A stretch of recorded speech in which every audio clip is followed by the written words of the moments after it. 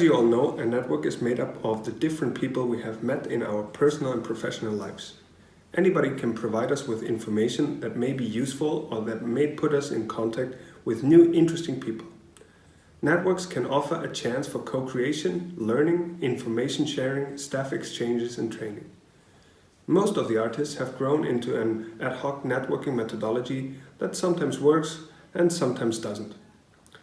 One thing that probably most of the artists and creators have in common is that they hate taking time away from their creative work in order to network.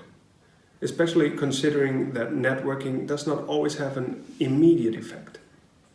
Whether a network is useful or not depends on people's ability to create and own it by staying in touch with others via different communication methods. In order to activate your network, you need to be aware of what and who you are looking to achieve. What are your needs? Who could provide you with potentially interesting information or useful contacts? All these different elements make up a professional network, a tool that has a direct impact on your credibility and notoriety in your professional field. In this introductory video, we will have a look at some basic terms related to networking methodologies.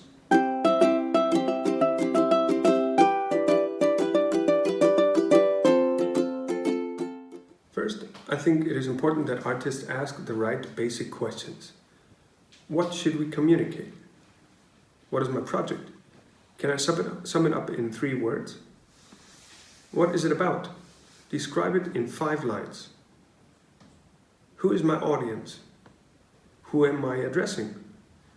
Personalize my target audience, age, geographic location, attendance rate, preferred media.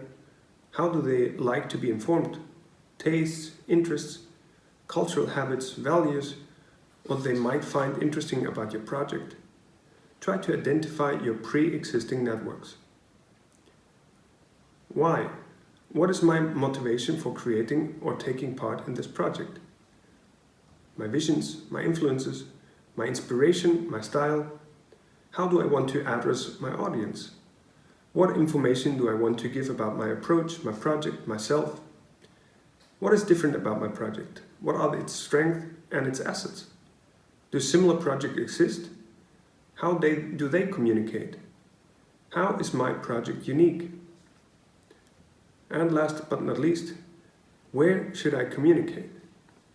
By asking ourselves the questions above, we will be able to get a better idea of the audience we are trying to target, and this will indicate to us which channels would be best to use.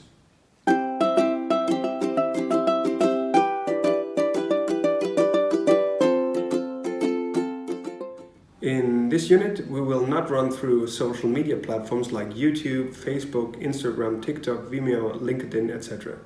As you know, they are all really important and can be a key asset to reach parts of the target groups of the artist. Nevertheless, due to the sheer quantity of competition, sometimes it is tough to stick out.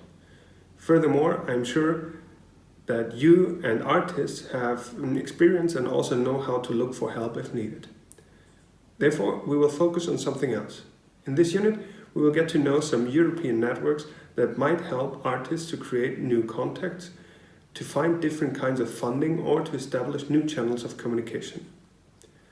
The basic idea is that presenting artists new kinds of European networks that are active in the cultural and creative sector will help them to answer the questions that were mentioned above. On the other hand, we will introduce trainers to more specific social networks that have been of growing importance as online communities related to different kinds of arts. This is especially relevant in the digital age accelerated by the COVID-19 pandemic. So let's get started and see how artists could improve their networking skills.